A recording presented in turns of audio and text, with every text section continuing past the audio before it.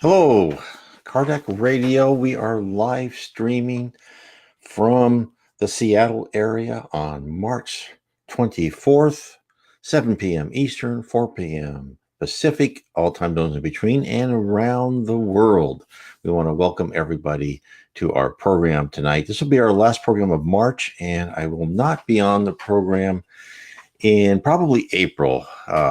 Be going to Brazil. I'll have to figure out how to organize everything, get everything set up, and I'll probably be taking a little bit of vacation too. So I just want to let everybody know April will probably be pretty sparse, if at all. So why are we here? We're here to talk about Spiritism, my wonderful favorite subject here, and this is where it all starts, the Spirits book.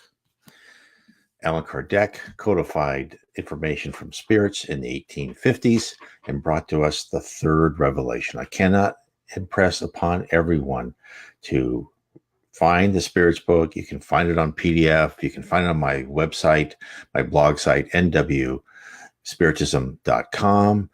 And you can click on Allan Kardec's picture and it will take you to the EDI CEI bookstore.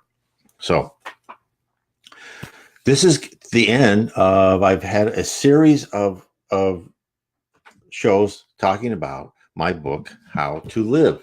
Oh, good evening, soul. How to Live Inner Peace Through Spiritism. And we are at the last chapters. Now, last week on Sunday, we talked about the first 12 stanzas of the poem Inner Peace and how I went through each chapter. And then what I'm doing now in these from last Sunday and today is just doing a summary of each one and what we've talked about. What does it mean?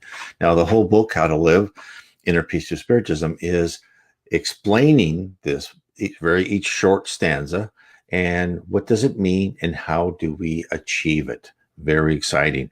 And before I start, please go to my blog site, nwspiritism.com. There's a link to my YouTube channel. Click on that, or the BitChute channel, and subscribe. Tell your friends about it. You can get all these videos. All these videos I make from live streaming on Kardec Radio Facebook page. Also, please share this live video to other Facebook pages that you are interested in, other people are interested in, or are your own.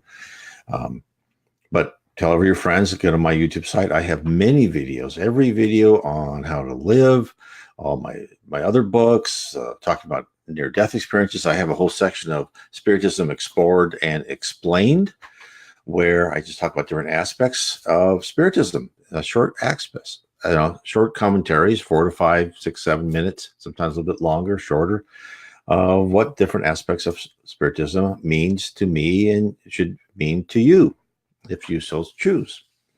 So let's get back to where we were on How to Live Inner Peace Through Spiritism. And of course, you can find this book you can find it on Amazon.com. Look up, there's links to that from my site on nwspiritism.com. So what we did last Sunday, we talked about the first 12 stanzas of the poem Inner Peace.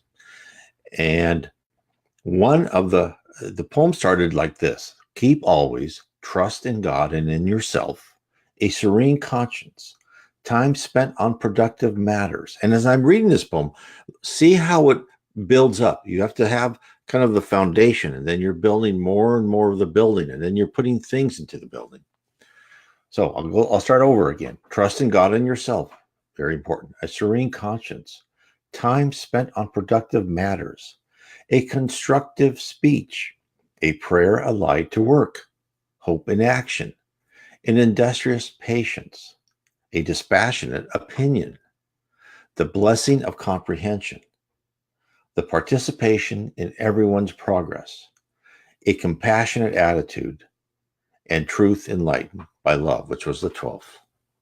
Now, let's go on to the rest. The next stanza. So as you notice, as these things become a bit more difficult and they grow, it's a step by step, and they grow upon each other. You don't necessarily have to have everything perfect. Of course, I don't. None of them are perfect, but you just needed some aspects of the previous one to really understand and grow in the next stanza. You're not necessarily perfectly at all, as I said before, but it helps. So, oblivion of evils. So when Andre Luiz wrote oblivion of evils. He didn't mean to set out to wage war on which each of us considered wicked in this world. It was a call to change our attitude, not to wipe out half the planet, to expand our field of vision, and to not paste labels on temporary stages of growth.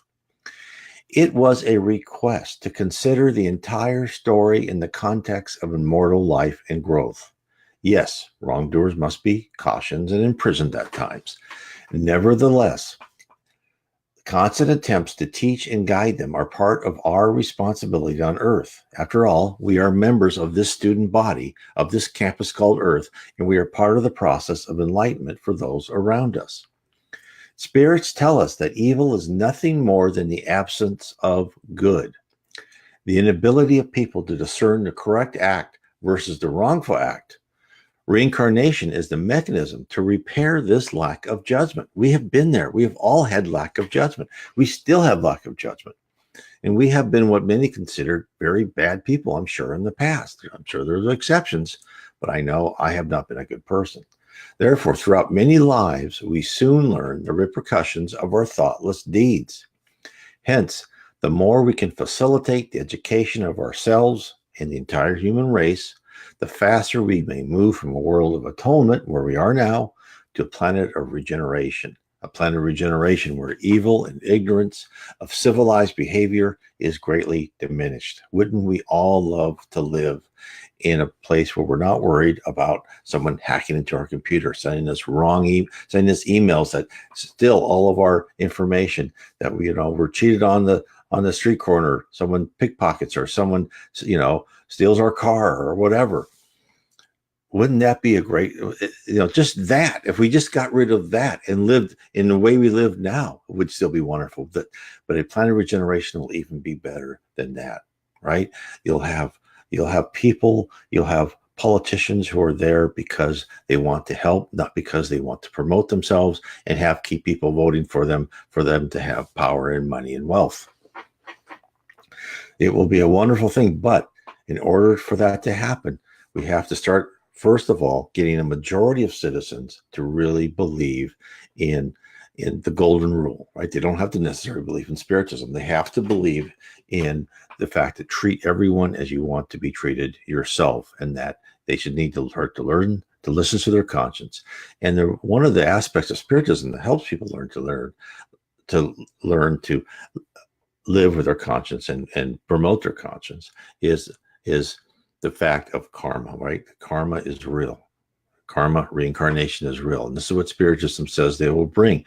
They won't replace the religions on earth. It's a doctrine. What they'll do is they'll show people that these are correct and that other religions will adopt the main tenets of karma, reincarnation, etc. And plus, Spiritism brings us a lot of information about the spirit world, why we're here to educate and repair, get rid of our blemishes, and replace our blemishes with civilized behavior. Get rid of the primitive behaviors. So, what's the next one? Happiness in your commitments. So, on our personal journey through the eradication of evil and ignorance in our lives, we should be joyful. I know that's hard, right? It's hard to be joyful because there's stress. As Socrates said, there's thousands of myriads of stressful feelings going through you all the time. And heaven forbid if we can even meditate for 10 or 15 minutes. Some people can meditate for hours. I can't do that. I mean, God bless them. It's amazingly difficult to clear your mind, right? Because you have so many worries and desires and preoccupations, everything. So, but that way we should be joyful because we're on the road. We're not arriving yet, but we're on the road. And think of this, we're on the path to a beautiful castle, high on top of the mountain. And the climb is arduous, right? But the destination is divine. And once we reach the summit, sustenance, rewards, knowledge, friendship, love, and indescribable vistas await. Each step we take, each trial that we survive and thrive is one more small victory on our path toward the top. Every time we take a lesson to heart, or to help another see their life through a new prism of forgiveness and advancement, we inch closer to our goal. Why not be happy? Does making your hike with a bad attitude prove any benefit, right? Does it help you? We've all been on vacation with someone's like a downer, and it's like, why are you on vacation then? Why are you negative about everything? You're here to experience new things, not to complain about everything you see. We're the same, right? Let's not complain about everything we see. Let's just go through it and do the best we can. So being negative doesn't provide any benefit. It only lessens the value of the progress and hinders all around you. A dour attitude only creates a veil between you and the world. The selfishness and personal hurt that always accompanies a negative state of emotion only dulls the senses and inhibits discovery. Therefore, as you work and learn, do so openly and with welcoming arms. I know this is easy for me to say and harder in practice, but you can improve little by little because the lessons offered to you will be more effective and life-changing. What's the next stanza? Unconditional forgiveness. Oh, this is so important. This is really the state, I believe, that is vital for everyone, and extremely difficult given our culture and the way we grow up and just everybody around us. Achieving this state entails ripping apart every preconception, cultural points of view, and societal pressure imaginable. This certainly doesn't mean one has to promote bad behavior or not let the legal system punish abhorrent acts. Only that any rancor one may have had toward people, groups, political parties, and governments be cast off. To achieve this plateau, one must step aside oneself and see one's body as an actor in a scripted play. Think of this. Characters will enter from stage right and stage left. Scenes will progress. Acts will complete. Secondary parts will walk on, provide a clue or continuity for the next act. There will be periods of actions and times of dialogue. Ask yourself about any of the actors in this drama. Are the actors evil or mean? Or is it a part they are playing is evil or mean? In fact, a character may start out as a scoundrel, but later emerge as an honest and caring person. All have an arc to their story. Each art is performing a part, and each role is vital to the entire play. Absence of one role or missing a line may cause the story to wander off the original plot. When the performance is completed, when everyone meets at the bar afterwards, enemies in the play are friends, for they knew they each acted according to the script and each tried to give the best performance they could. This is how we should see ourselves on earth. When someone does something horrible to us, it was meant to be. We should not hate the actor, but think about their performance and what it means to the main character, which is ourselves. We're all the main character in our own play. Whatever was done was meant to move the star of the show forward from one state to the next state. There was a reason behind everything. Don't take what happens to you personally. It's so easy for me to say, I know, so difficult to do, but it is all happening to the spirit, the actor, trapped in the physical body. Remember, you are spirit, paraspirit, physical body. That physical body is just one part. Analyze and think of that physical body as the character in the play. Analyze what is happening to the character and think about how the character could improve and grow. Once the play is done, you will remove the heavy and confining costume, your body, and fly free in the spirit universe. What's the next stanza? A devotion to study. To analyze your actions and responses to the lessons provided you and the deeds of others around you, you need to study. You need to learn. There is a lot of work. We're not here on earth just to accumulate as much as we can, rest, go into our pleasures and just be completely selfish. No, we're here for a purpose. We are here. The spirit world, God, made this physical existence. Oh, Bolognites Cristiano made this physical existence. Why? Why can't we learn the spirit world? Well, because in the spirit world, there's no time, right? You are what you think. Because think of it. Oh, Brazil, think of it. In the spirit world, we're all created equal, right? We actually are created equal. We actually all have the same capacity to be geniuses or not so geniuses or whatever. Oh, thank you. Thank you. To be geniuses, whatever. Musicians, whatever we have. The no math like you can't believe. We all have that capacity. It's how each spirit wants to do. Now, on the physical world, we know we say all men are created equal, but that's equal under the law. It's equal under justice. So again, so why are we here? We're in this chaotic environment because it's an objective environment. You cannot change the rules. In the spirit world, you can change the rules. And if you are reticent and you don't really want to be honest with other people, you can go where, with the law of affinity, go where other people are who are like you. You don't have to grow necessarily. You may, hopefully you learn not to like those people and you can grow. You still have the ability to grow in the spirit world. But in the physical world, it's all stark.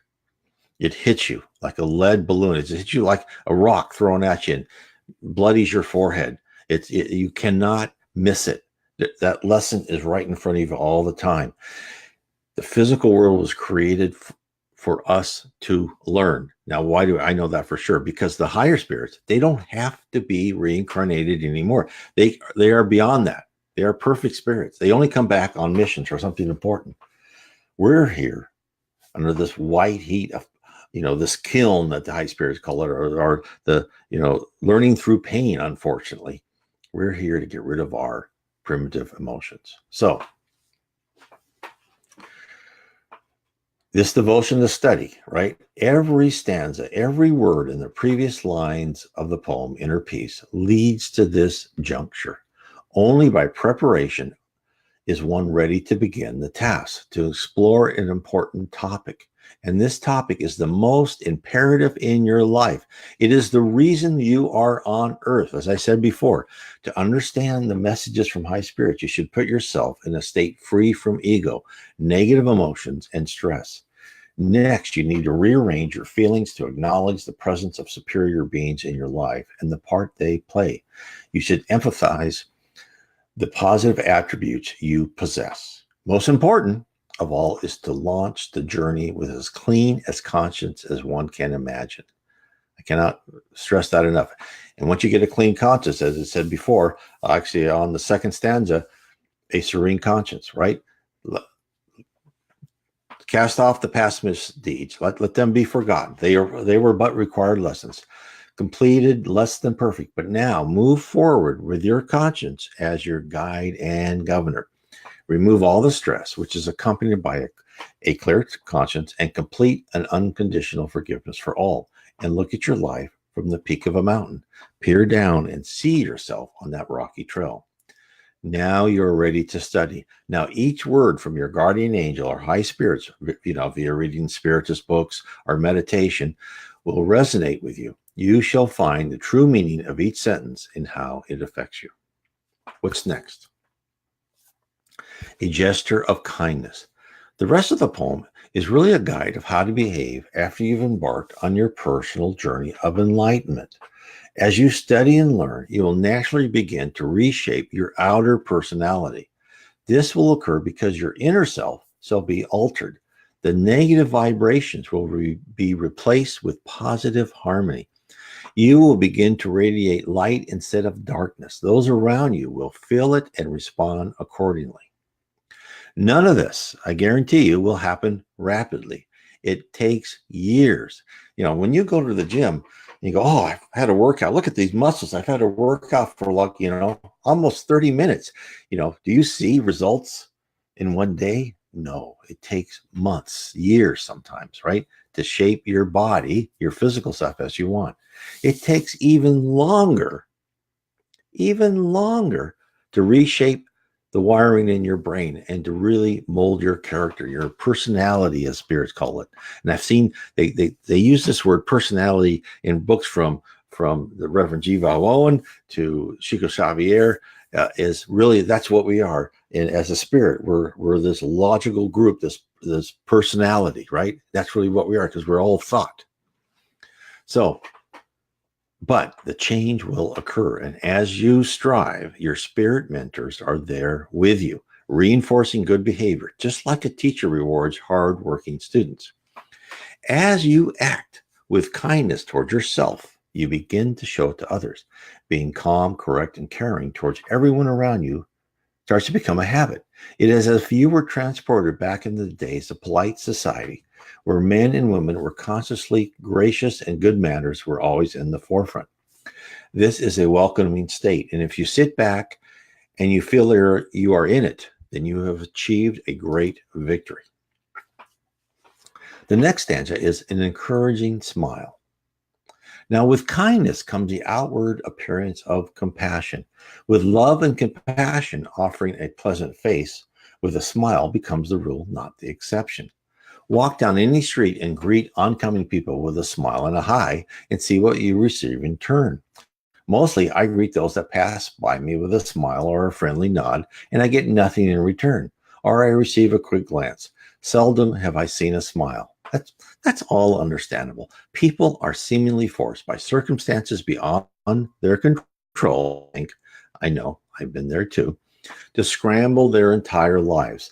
After college, they have debt. They must get a job to live and pay back what they borrowed. Society then moves them along where they must buy the latest fashion or gimmick to keep up with their friends and maintain appearances. The mountain of obligations overwhelm them, and in response, they work harder and longer hours or an additional job to cover expenses. Married couples agonize over the cost of a child, and if they had the good graces to have additional children, the burden is even heavier. There is nothing but work, sleep, with a few weeks of vacation in between. Now, I know I'm exaggerating a bit, but that's the realism of our modern society. Our materialistic society is dedicated to create a system to keep people buying at all cost, at the cost of their own family life, as at the cost of raising children, at a cost to try and forget other family members that may need help or other people that may need help. It's dedicated to the religion of consume, right? And to consume, we have to work. Downtime is discouraged because that means people are not fueling the system with coin. All of this causes stress. The time to relax and show kindness or even return a smile never seems to arrive. So one must fight this with all their might and remove themselves from a pure materialistic existence and seek a balance. I'm not telling you to sell everything and go live in a cave, right? We just need a balance. And when the time is found to begin the path of inner peace, any lack of possessions become completely irrelevant. High spirits tell us that denying ourselves is like pruning a tree. The more branches are trimmed back, the stronger it grows. And as our roots grab hold of reality, we become anchored to the true life on earth, and we are able to live free of frivolous encumbrances. We are free to smile upon everyone and everything and to feel the sun shining upon us with its warmth. So what's next? So I need some water. Spontaneity to assist others. Now, if we start having this nice conscience and we have encouraged to smile and we want to be kind to everyone, and as we study, right, as we've talked before, we start being more aware, right? And as we let the sun shine into our hearts and reflect it back on our fellow travelers, because remember, thoughts go out. There's feedback loops. Your thoughts go out, they come back to you eventually. Other people around you, they come back to you. They affect you. You've all seen crowd psychology. So as it reflects back on our fellow travelers, the sunshine in our hearts, the brightness in our aura, we become open to slow down our daily lives and lend a hand once in a while. Once the overall rush of unrelenting propaganda is shut down, for you have now consciously filtered it down to the essentials, one has the freedom to think of other things besides how to keep the world afloat, right? How do you keep afloat in this world, I should say? And believe me, what I've done is I don't watch commercial TV anymore, right? I'll watch, maybe Netflix what I want, people watch Amazon Prime. They watch what they want to watch. And if I see a movie with sometimes I'll watch maybe a violent movie, but I watch it less and less now. I don't really want that to affect me. I want to watch nice things, educational things, or heartrending, stories, right? It's something that's worth your while. And it that just helps your inner harmony. And it just helps you to relax more. And so this decreases your stress. And when you decrease your stress, it triggers a myriad of benefits. Besides being healthier, you really are more alert because you're not focusing on something that's like, a dark cloud. You're more ready for unexpected circumstances. This is where building a habit in kindness and smiling leads into dual connections. When your heart and emotional state is filled with love, and you radiate warm thoughts to those you meet and appear friendly to strangers, this aura surrounds you. A glow, a haven exists within and outside of your space. This invisible state attracts those who are in need. They feel a safe port, quite often because they are encouraged by their guardian angel and therefore gravitate towards you. And as they approach, subconsciously, you are notified of a struggling soul, and your mind focuses your material powers at the person within your view. Hence, this linkage is created. Your guardian spirit may have already inspired you as to what the person requires. Since you are at a higher spiritual state, your selfish side doesn't reject the suggestion out of hand. You actually act upon the outside given to you by a spirit, who is either your guardian angel or a spirit looking after the poor soul in need, and the inside via your own enlightenment inclinations. So this is a positive feedback loop. As the more, and you've seen this, people who are religious and joyful, not the people who are religious and then point to others and say, no, you're going to go to hell if you don't do what I say. But you've seen the people who love God, no matter what religions they are, even if they're atheists. There's people that are just wonderful to be with. It doesn't make any difference, right? Because Spiritism says it's not what religion or how you're baptized or what you wear or what you eat that you go into heaven. It's you, right? It's your lack of selfishness. It's your honesty. It's your, the amount of charity, fraternity, love that you have. That's what's important. That's why we're on earth, not to become, a member of some group. So this is why this is so important. Now, what's next? A simplicity of habits. Now, the winding downs of pretentious affectations, occurs naturally as you become more genuine. You get rid of this facade, right? Because as you grow, your facade is a wonderful thing, right? You're happy, you're nice to people. You don't have to be fake to make people think you're nice. You are nice. Time spent on pure selfishness dwindles away as you focus on your moral needs and the needs of others. For instance, my wife and I went through a phase of enjoying wine, right?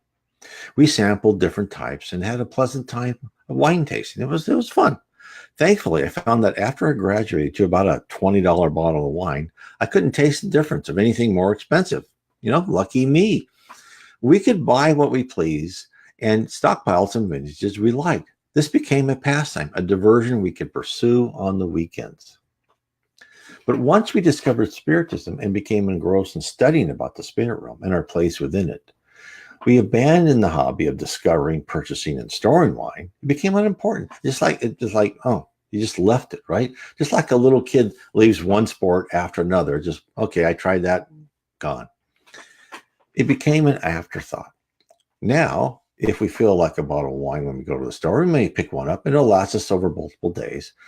And we had simply left that pursuit behind, like a child, as I said before, changes like one toy for another without looking back. This process replicates itself in everything you do. The useless pastimes are slowly discarded. Your daily routine fills up with edifying tasks, replacing the previous time-killing hobbies.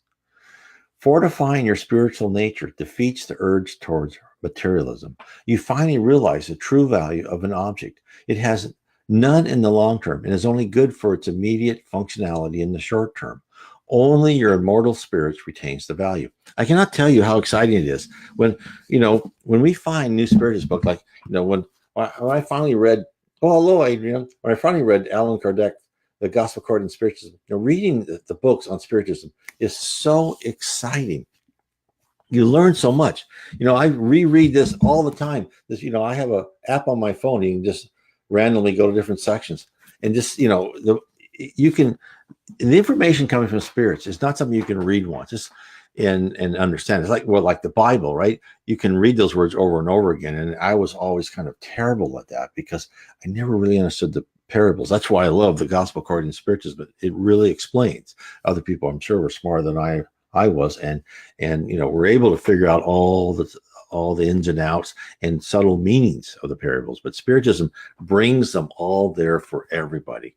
And that's why it's so exciting when I read the books of Chico Xavier, Divaldo Franco, Reverend G. Bowen. And that's why I wrote my books, right? Because what I did is I took this information. I said, okay, let me write a book about, the spirit world, right? And then the path, the path to perfection. And then I wrote a book, Explore Your Destiny. Then I wrote a book, all the information I found about reincarnation. What's all the process of reincarnation, how it works, etc. I wrote that, A Case for Reincarnation. And then I wrote about my own self, of how I started finding the signals and signs for me to really start listening to the spirit world, which is the 7 tenets of Spiritism, how they affect your daily life. So all of these books, and then of course my what I think are my most important 3 books are what I categorize from the Reverend G. Bowen, from his book Beyond the Veil, and some other books he wrote, and exactly what is heaven? What's it like? How is the spirit world created? How does the spirit world guide us? There was so much information. It's just reading that. It's just like, it's amazing when I read those books. And that's why I wanted to bring them to you. And you can find my books on the right-hand side of my site, NW Spiritism, and they're available in Kindle, paperback, or Kindle, of course. And if you want to get into Spiritism, just to understand a little bit, I have Spiritism 101, the Third Revelation. You can get that in paperback or Kindle. You can also go to the Facebook site, Spiritism and the Spirit World Around Us. There's a link to that from my blog. And I have it in the file section. You can download it as a PDF. So it's there. And it's only 99 cents on Kindle. But it's just so exciting because I don't know about you, but for me, I'd always ask these questions, in high school. Why are we here? Why do we have to go through this? Are we, am I going to die and I'm just dust? No, we are immortal spirits. We go on. Our character, our personality is intact. Hopefully we improve after each life. Now, let's go on. The next stanza is a spirit of renovation. Now, as your habits evolve, you turn inward to the task of self-improvement. You become conscious of the urge to remake yourself. As your will becomes reinforced with certainty, faith in yourself, the spirit realm, and your predetermined educational tasks during this lifetime, you begin to actually see that you are not a physical body who was born and is destined to decompose back into the earth. You are, in fact, a work in progress and will be for an eternity. One life is nothing.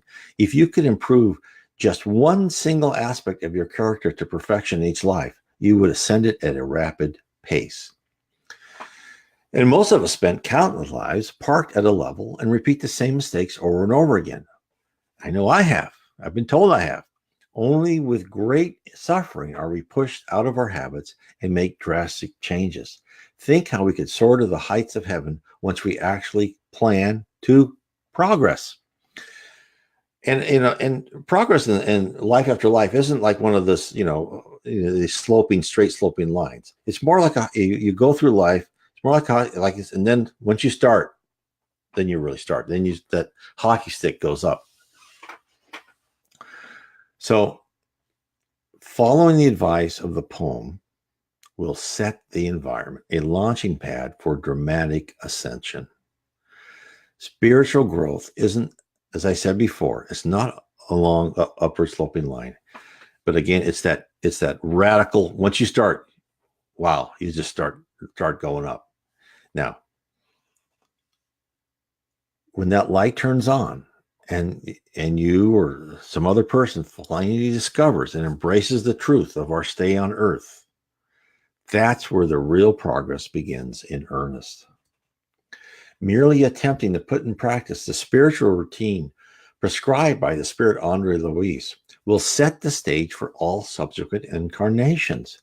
Blueprints for upcoming lives will be created for an emphasis on educational opportunities instead of dramas designed to effect major character alterations. Everything will be better. I cannot stress this enough. Once you get to that understanding of that you want to improve yourself spiritually, you will given the opportunity to do that. But the opportunity will come in a much smoother life, right? I'm still sure there'll be, and you'll probably ask for periods of great, of drama, maybe because you've identified something you want to repair.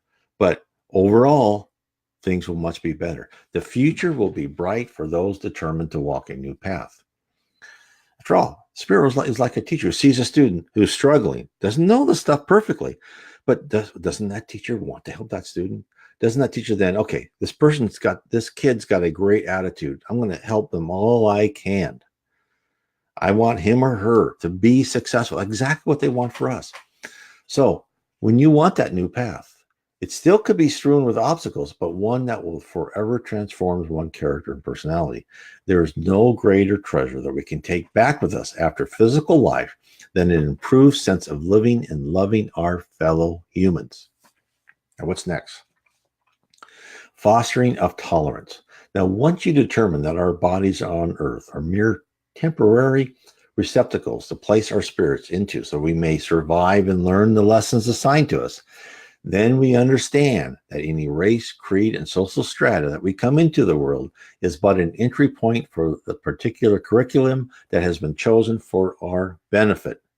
Yep, you're going to classroom 438 and you're going to take beginning geology. You over there, you're going to go to classroom 910 and you're going to take, math, right? So it's just, okay, whatever's going to benefit that student into each, tailor-made curriculum.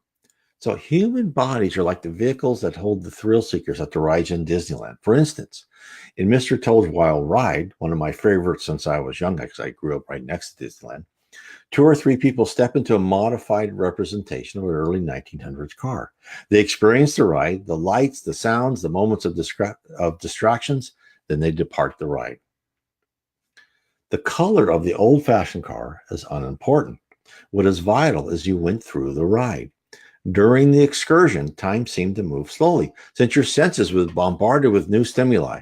But when you exited the car, you realized the journey was only a few minutes in duration. This is what your physical life will seem like after you leave your dense body, the vehicle for your short ride on earth behind. Spiritism tells us that all spirits are created equally and all will achieve perfection. In the spirit world, we fashion our outward appearance to suit our desires. I have read of many variations of size, color, and appearance of spirits. Many spirits come from other planets and only spend a relatively short time in a human body. Then they return to the preferred shape after their excursion on Earth. Hence, as spirits, we determine our own image. It is usually a reflection of the state of our spirituality, mind, will, thoughts, and desires. Therefore, to judge any exterior qualities of the dense human suit we are assigned is a waste of time. There are stories from spiritualist literature of Roman generals becoming slaves in their next life, and slaves becoming people of great spiritual wisdom in their subsequent existence. Kings and queens who were once mighty and powerful find themselves disfigured, poor, and sickly in their next life, each according to their deeds. That's karma, right? So what's next? Courage to place yourself second to serving. Now, every line of the poem written by the spirit Andre Luiz, as I said before, builds one upon another, and all is targeted towards our internal reformation. One can only tear down one's inner ego by setting aside one's pride and objectively examining one's character. Selfishness and pride are hard traits to let go of. I know, I still hang on to both. I try not to, but it's difficult. When I least expect it, my pride emerges like a dormant volcano. Suddenly I feel defensive about some comments made or not made. Our self-importance invades every part of our body. Finding each trace will take time and effort. Nevertheless, each small victory remains with us for eternity. Now, while the accumulation of houses, boats, jewelry, stock, and bonds are but transitory, lasting an infinitesimal amount of time compared to the life spent in the universe, the acquiring of the capacity of love, humbleness, kindness, compassion, faith, intellectual curiosity are attributes which will follow you forever. They are the true treasure. Like the university degree or the acquiring of a skill is a trait that can never be lost. Superiority in the spiritual level is the inverse of reaching the commanding height of earthly power. As humans rise, they become more and more used to services by others, to legions of staff to do their bidding. They feel they deserve the acquiescence of those they rule. They begin to think they are in control because they're innately better than their fellow beings. We've all seen this. While in the spirit realm, I've read numerous passages how higher spirits attempt to hide their obvious superiority, because they truly are, right? The brighter you are, the higher level you are. They put themselves out for their lesser brethren and will do for them whatever best will assist them. They never lord it over their inferiors. These bright lights of the universe live the credo, courage to place yourself second to serving. In service, they discover great enjoyment and fulfillment in the knowledge of pulling up their brothers and sisters higher in the hierarchy of heaven. So what's the last one? The last one is perseverance in goodness. So the last line of the poem is an exhortation to remain on course, right? Do not let external factors sway you from your spiritual goal. No matter what befalls you, don't lose heart and dedication to try to do the best for those around you. Goodness doesn't just extend to others, but also to yourself. Remember, do good for yourself. It entails difficulties. One must study, work to reform habits, analyze, plan, and act upon each blemish discovered in one's character. This is much harder than concentrating on being fraternal and charitable.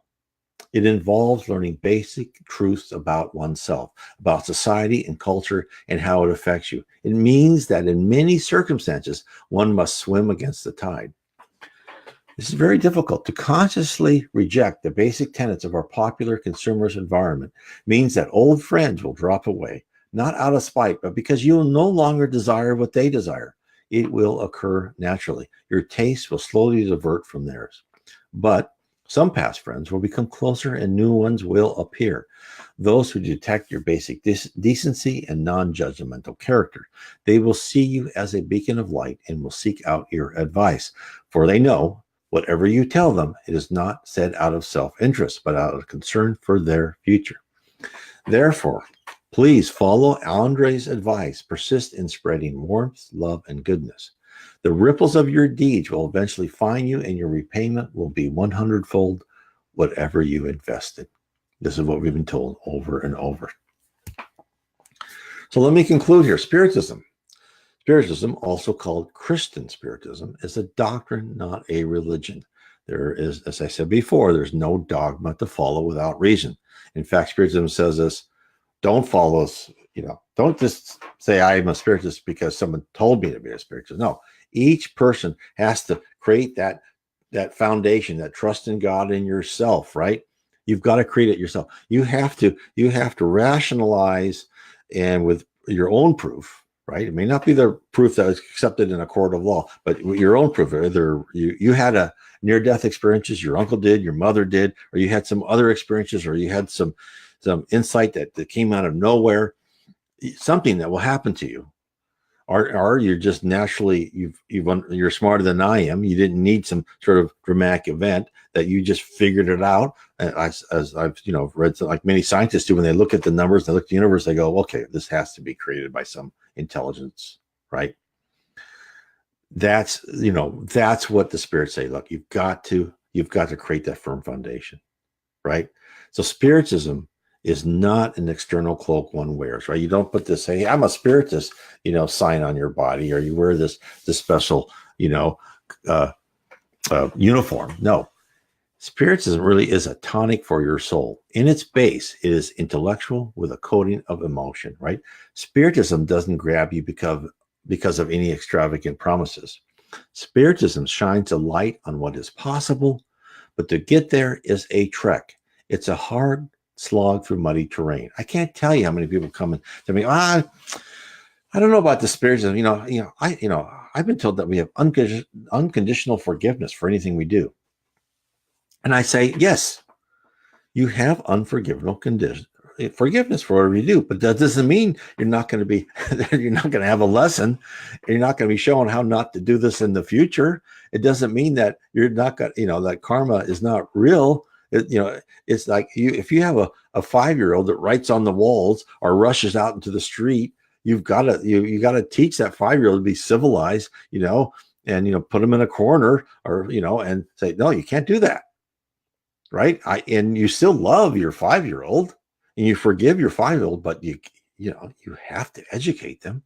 That's what happens to us. Yes, there's unconditional forgiveness. We're always loved, but we have to be civilized, especially when we're going to a world where thought is action.